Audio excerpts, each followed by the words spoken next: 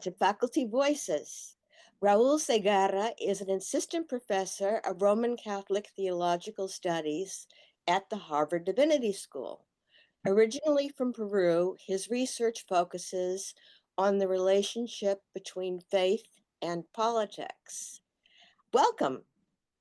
Thank you. Thank you. It's a pleasure to be with you. Before we get into deeper questions, could you tell us about your own personal journey? How did you get interested in theology? Oh, well, I was a philosophy major. I don't know if I told you that before. I am from Peru. I went to the Catholic University of Peru. Initially, I thought about doing a law degree. That was the advice of my parents. Was good at reading, that kind of stuff, writing. But I had no idea, and that was also the case for them, about other options, a law school for a person who was good at that. Then I started my classes, gen ed classes, history, philosophy, and I was fascinated. In the first year, maybe the second, I decided to switch majors and do a philosophy one. That was the beginning of a way of thinking about issues, the bigger questions. This marked my trajectory, but down the road, I also had this kind of religious curiosity, deep questions, for which I felt philosophy was tremendously helpful, but I needed something more, some kind of connection to religious traditions, to the churches, and so on. In one of my theology classes, I read one of Gustavo Gutierrez's books, and that was the opening of everything. Sometime after I met him, and things started moving in the direction of doing theological studies, and here we are. For those who may not know, could you explain who Gustavo Gutierrez is? Happily, Gustavo Gutierrez, who just passed a week ago at 96 years old, was by many accounts the founder of Liberation Theology, a social and a theological movement that tried to mobilize the ideas of the Christian tradition and the Bible to pursue social justice concretely in the world and to fight for the eradication of poverty and for a more just society. Gutierrez was key in that process. Gutierrez is also from Peru, was a big figure in the Catholic University, professor there for many years. Many of the faculty members, especially in theology, were very influenced by his work. It was often the case they will assign some writings by Gutierrez, and that's the connection. Mm-hmm.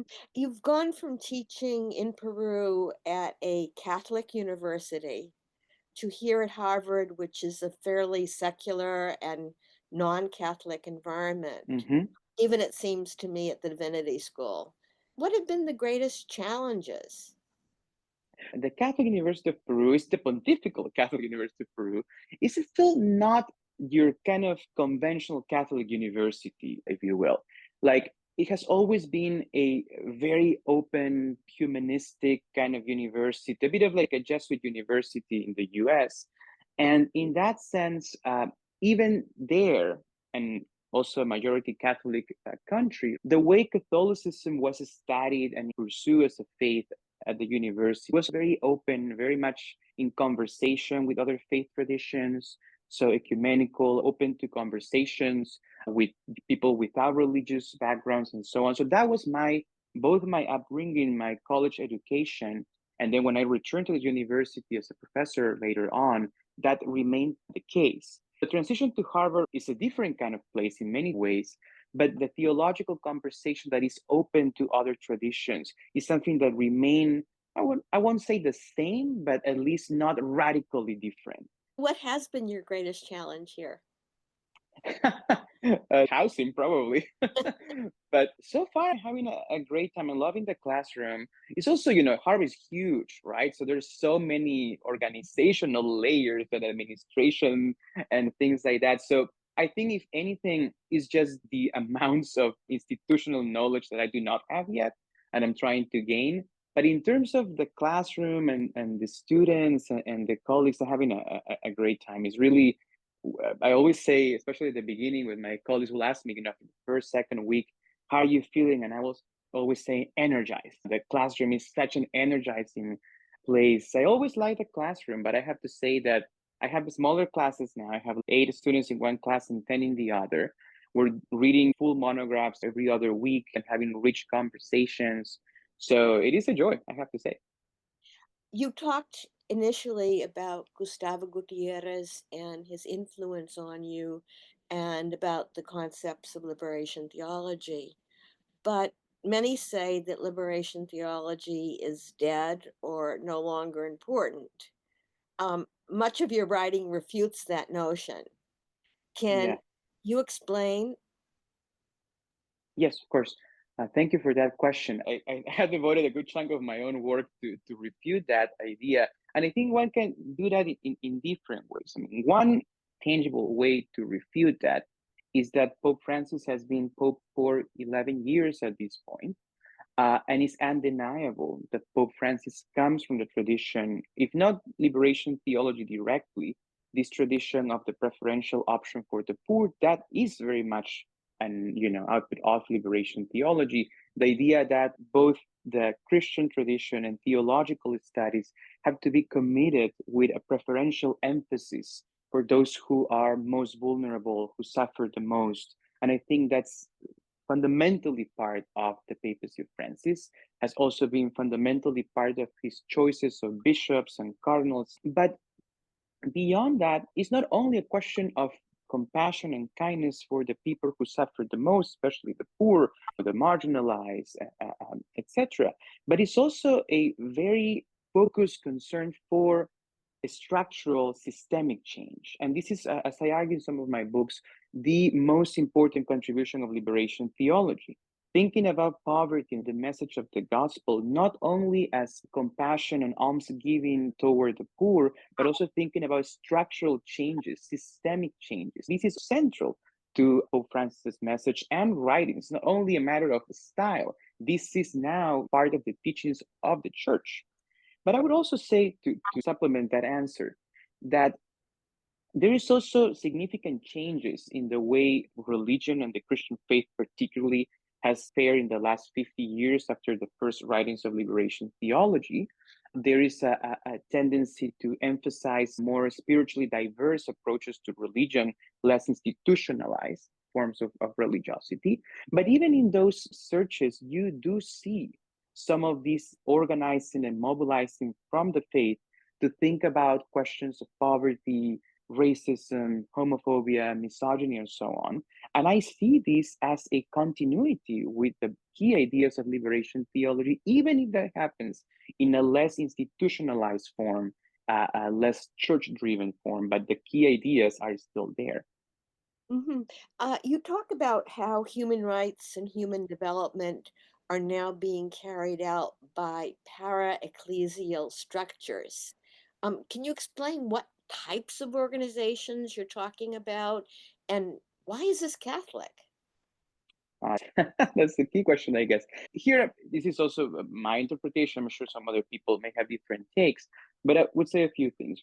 When I develop this concept of ecclesial institutions, organizations, etc., what I have in mind is in many ways the trajectory of liberation theology, both in my country, Peru, and in many other places in Latin America and beyond, where the backlash the liberation theology experienced, right? We need maybe some context here. A liberation theology emerged very strongly in the late 60s and 70s as a social movement sponsored by the church, by the Latin American bishops and so on, but quickly also received backlash. A few years after, many bishops were against it, and many of the infrastructure, because there was a lot of that, bishops put money, buildings, etc., to develop these networks of solidarity and consciousness raising. These things were undone very quickly. So there were years and years of erasing, undoing, and a lot of work happening underground. That affected significantly the tradition of liberation theology because people had to think creatively about how to pursue this struggle for social justice and commitment to the poor when the church that initially supported it did not anymore. It was quite antagonistic. So that reshaped the way liberation theologians and the laity and thought about how to pursue this kind of work. In my work, I show this in the case of Peru, that many of the people who were working within the church started migrating to other kinds of organizations. Sometimes they will start institutes, kind of think tanks, and the Bartolomé de las Casas Institute in Peru is a good example, established by Gutierrez in 74 as a reaction to this backlash. But there is also NGOs, people that started working on the spaces in government that allow some kind of work in human development. This was work done by people committed to this project of liberation theology, but who did not find any more spaces in the church to do that work, or at least not as openly as before. So these are the kind of organizations, NGOs, spaces in government, institutes, etc., that become crucial spaces for the development of these very Christian, very Catholic ideas that did not find spaces anymore in the context of official Catholicism. In my own experience in Latin America, a very important part of the liberation theology was base communities. Mhm. And what happened to those? Do they still exist? Is there a metamorphosis there too? I think the word metamorphosis is very useful here. As in the case of what I was describing before, there was a transformation, right? Both in terms of the spaces available for people to pursue both their genuine faith and also their genuine commitments to a more just society. That meant that many people who initially were getting together in their parishes and thinking together while reading the Bible and so on were not allowed to read the Bible in certain ways anymore, or even to gather in certain countries. So that meant that they had to find other spaces. Often, and it's interesting, right? There's a sort of throwback to the early church in some ways. There were spaces in homes, people will just offer their home to get together and read the Bible there and think together about the political process in society. Some of that started happening for sure. And I think also what you see is a change in society in general, but also in the world of the poor and the base communities. Some of the interest in social change metamorphosized with political and social changes after the fall of the Berlin Wall and many things that happened in Latin America as well.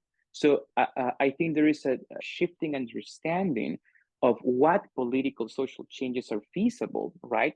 And that affected the way people. It's also important to introduce here the significant growth of evangelical Christianity in Latin America that reshapes all this conversation as well. You anticipated one of the questions. Could you talk about that shift to evangelicalism? Yeah, I think that's one of the most fascinating, I guess, transformation of the last 50 years, and really exponentially, probably just 30 or so. I think the best example is Central America, right? A region that 50 years ago was basically all Catholic, and today is either 50-50 evangelical Catholic, or in some countries you have a majority of evangelical Christians. So that has naturally reshaped culture, politics, and everything, right? The same is true, although with different numbers in Peru and other places in South America. Peru has now something close to 20% evangelicals, where that was not the case when Gustavo Gutierrez started writing his liberation theology books. So I think when you take that into account, you see a kind of reshaping of at least Christian religiosity.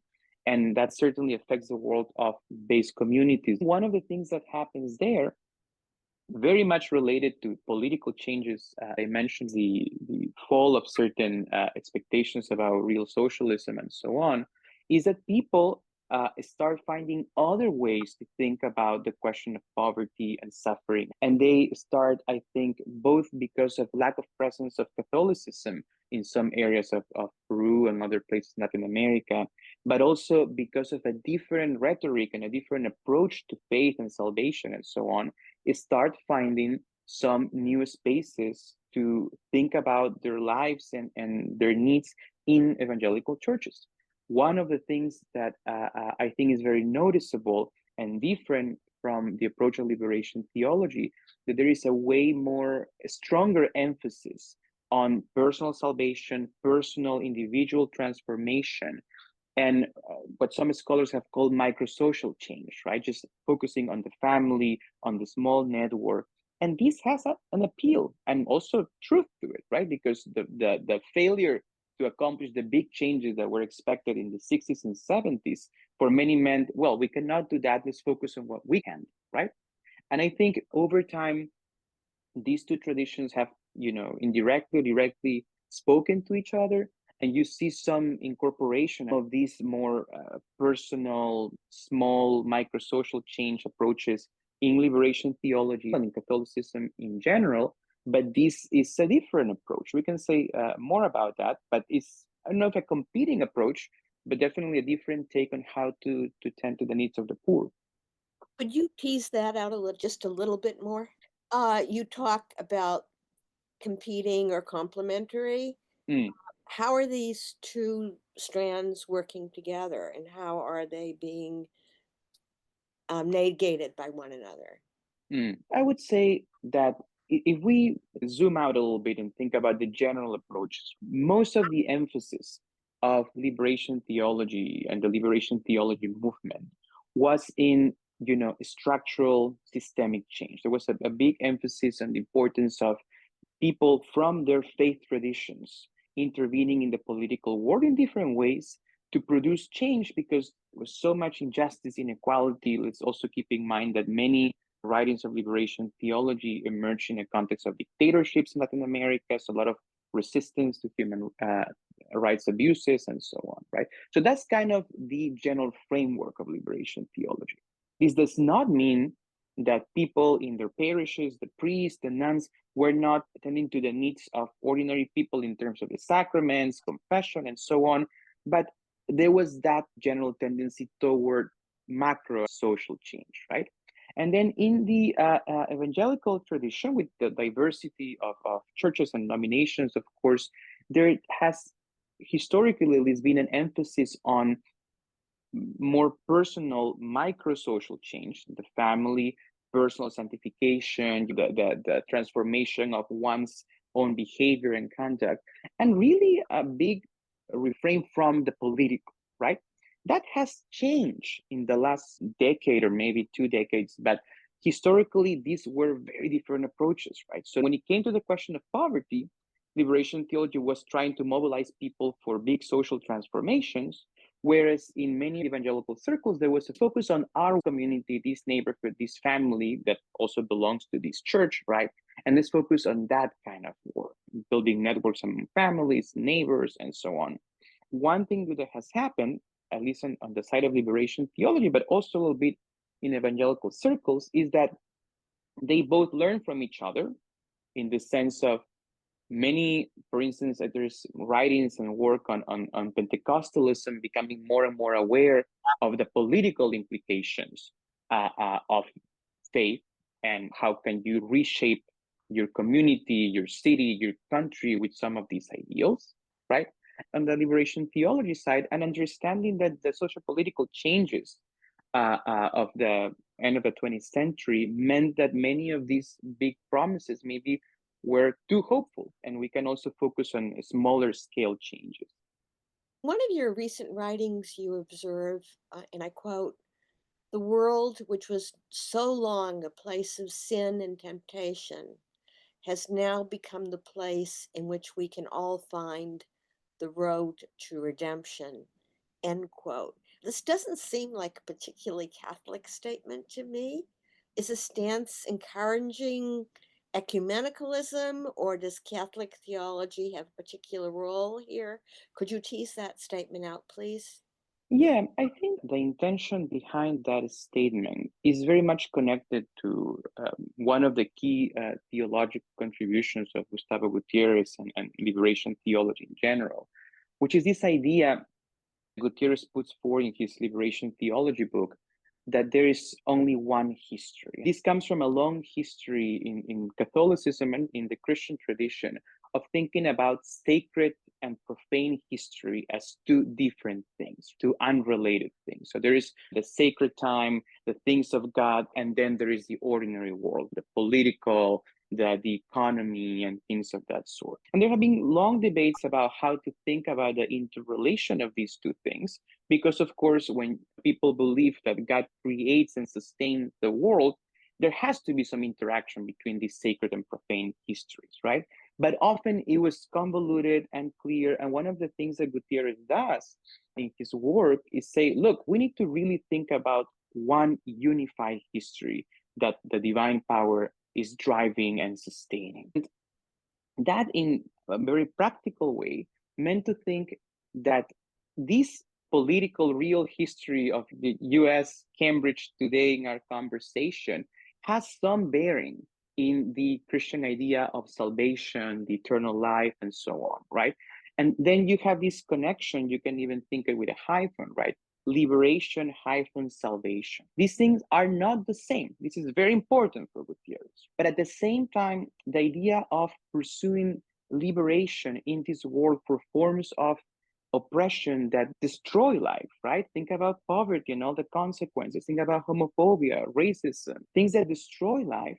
When we try to undo those structures that limit the fullness of our being, you are, at least from the Christian perspective, from the perspective advanced by liberation theology, beginning the work of redemption in this world. This is not meant to be a statement about this ends here and the political transformations are redemption, but because there is this connection between this sacred and profane history, things that we do in this world have bearing in sort of manifesting the power of salvation through human hands in this history, even if the end of the story is not here, but in communion with God.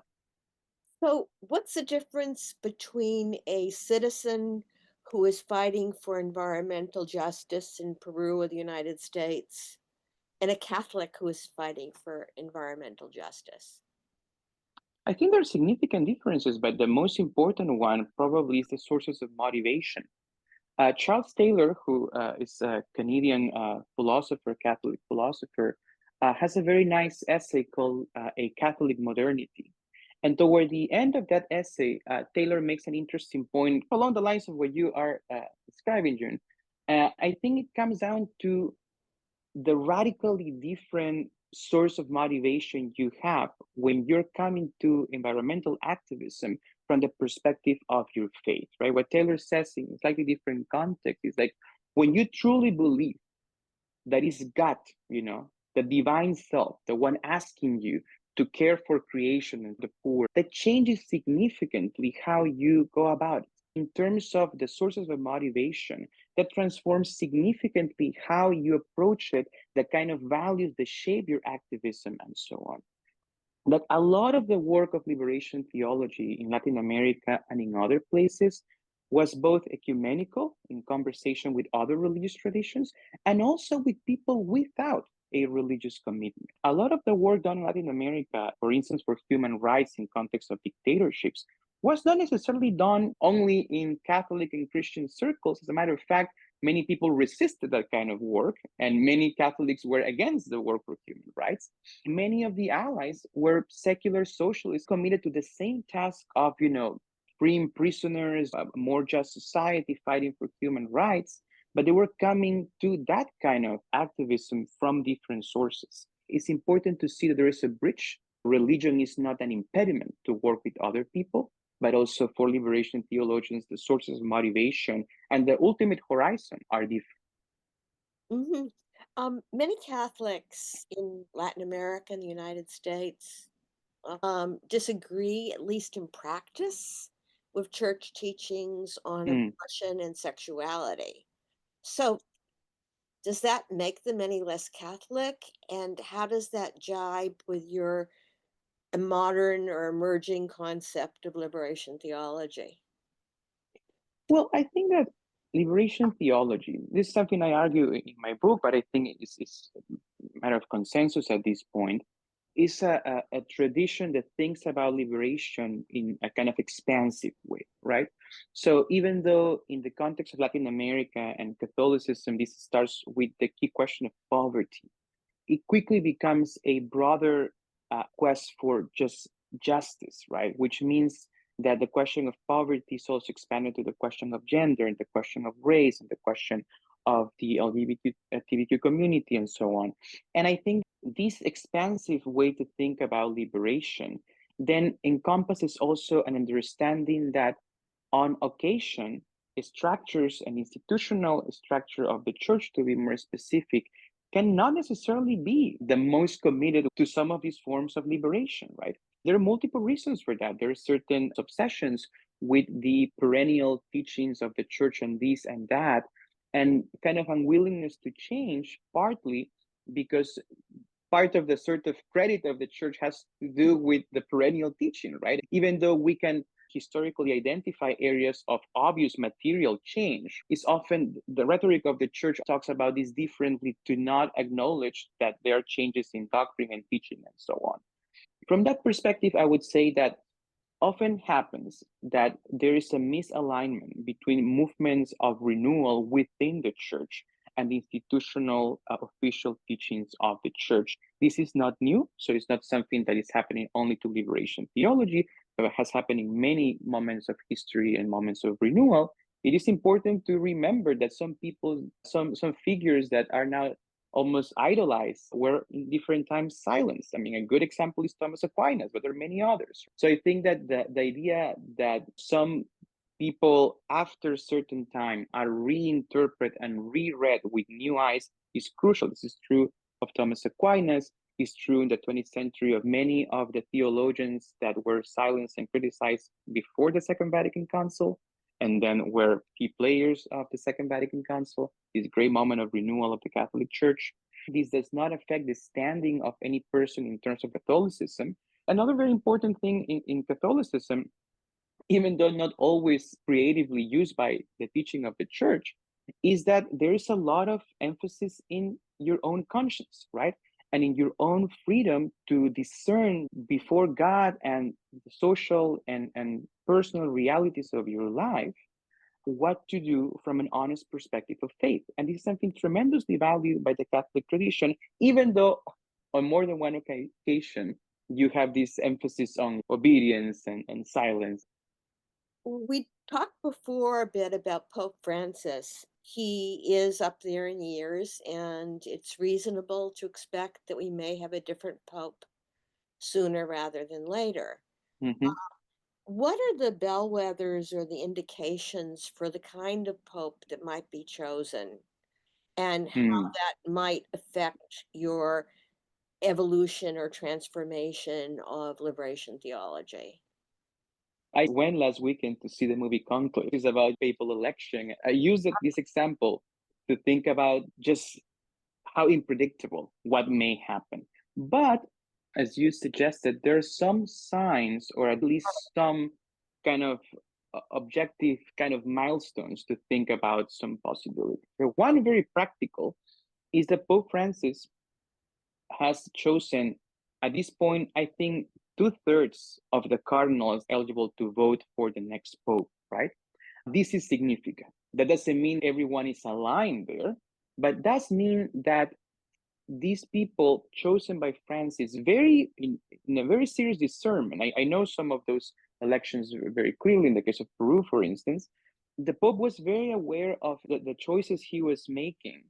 Uh, not so much thinking about the next Pope, but thinking about the things Francis cares about. He has this phrase, I want pastors that smell like sheep, right? I want pastors who are among the people. If you see most of the bishops and cardinals chosen in the last 10 years, almost all of them are parish priests that were among the people and grew in that world and became bishops after that experience. That tells you something, even though they may not be aligned on all values, at least there's this pastoral kind of the people approach, and that's already something important. I think that there's probably some tensions, in terms of how to think about the church forward, especially with some of the things you mentioned about gender, sex, contraception, so many other things. But I believe that at least this pastoral, people oriented approach will continue. And that will be very important. All right. And then we will see how the other things fare. But at least that's one indication in that direction. Thank you. You're working on a new book project, Sacred Identities, Latines, and the Intersectional Politics of Faith. Could you give us some bullet points about what we can expect and when we can expect it? I also started working on a new project, so we'll see what happens first.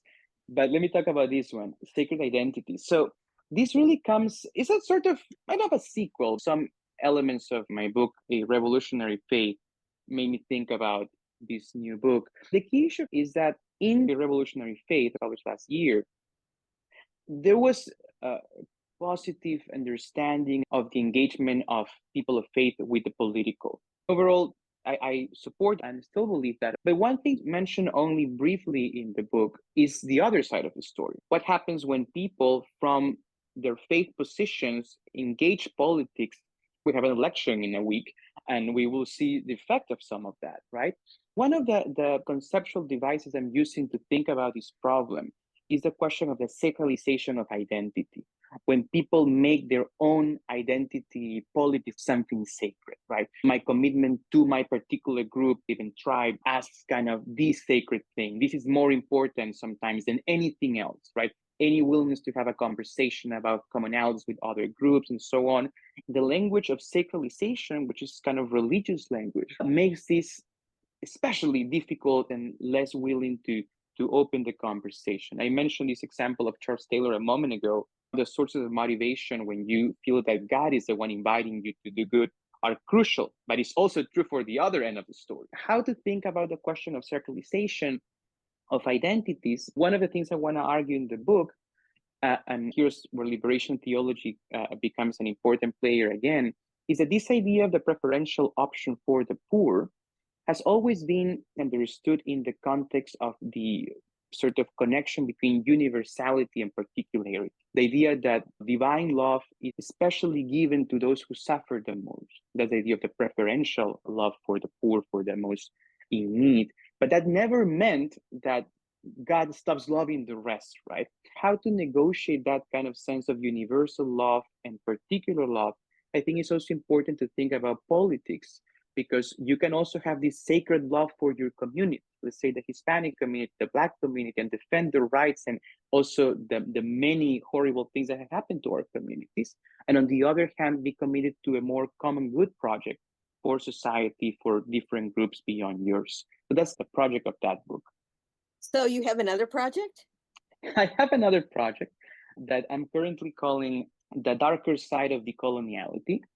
And this comes from my readings of decolonial theory, which is a tradition of thought that I very much agree with, and the idea of not only thinking about decolonization in terms of geopolitics, that we try to end colonization wherever it stands, and the end of it in the last century or so, but also the idea that we need to decolonize our minds, our ways of thinking, because many of us are still in institutions as big and as important as Harvard, still living inside the legacies of colonialism. But one of the things I have noticed in most of the authors in this tradition is that there is a kind of selective history of the history of colonialism and the development of modern thought, where religion basically does not exist, or if it does, is as a bad actor together with European philosophy. I think that there is multiple examples. I'm teaching a class on this right now. It's called Liberation Theology and Decolonial Thought, a Comparative Approach.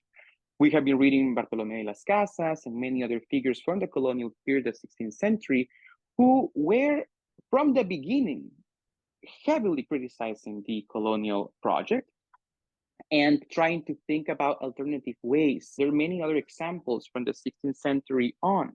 And I think this kind of trajectory is often excluded in colonial thought.